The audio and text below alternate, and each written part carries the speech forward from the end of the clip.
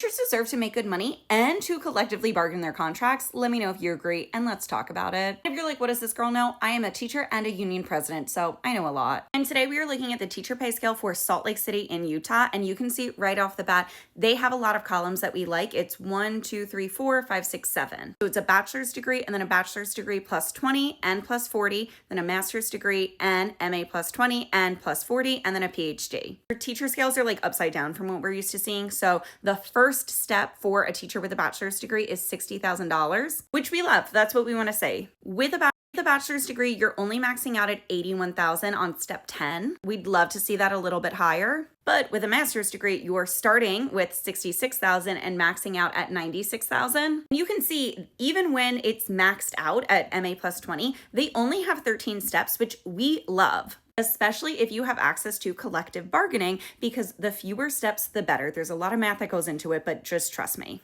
But the problem is when you don't have collective bargaining, which is sadly now going to be the reality for Utah teachers and firefighters, because about a month and a half ago, the Utah governor signed into law a bill that was banning collective bargaining for public employees. I talked about it in my Substack newsletter back when it was happening and what it would mean for Utah teachers. But sadly, what I think it's going to mean is losing pay scales like this. I show teacher pay scales from right to work states, states without collective bargaining, all the time, and they don't look like this. You don't have 7 different columns. You don't have pay scales with only 13 steps and a difference of $35,000 between the first and the last one. You don't have longevity pay like Salt Lake City educators do. And without strong collective bargaining, those are all things that are at risk. I am someone that is pretty tied into the intersection of politics and public education, and I strongly believe that we are going to be seeing more of this. We are going to see more states with Republican-led legislators